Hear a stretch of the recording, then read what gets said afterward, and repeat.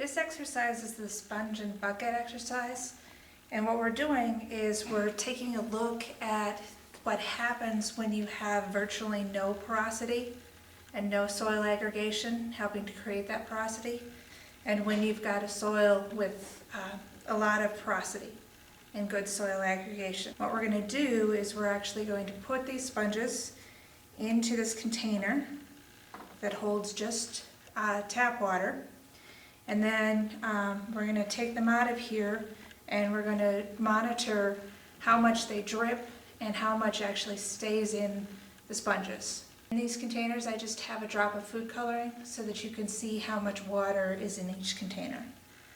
So we're going to start by putting the sponges in, and one of them is going to absorb water very quickly.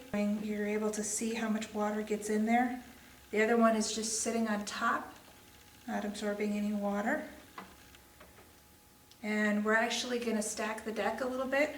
We're going to dunk this so that we do get a little bit of water. And then first, we're going to kind of catch some of the drops that come out and see how much drops actually do end up coming out.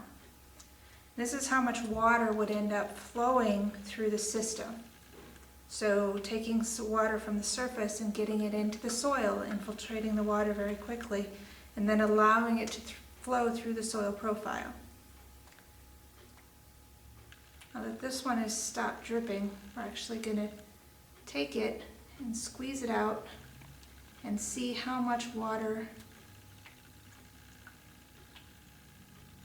this sponge with very little porosity was able to absorb. And that's how much water is going to be stored in one area for the roots and the microbes to pick up on. Although I'm splashing this around some, you definitely can see the difference between what happens with the two sponges. And what these mean primarily is if you're in a very dry environment, this is the amount of water that you would have available to the plants and would stay in that environment for a longer period of time.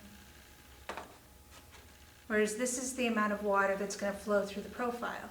If you have very wet soils, this is the amount of water that you can count on flowing through the soil and not sitting at the surface, so that you're able to take that water and get it infiltrate into the soil.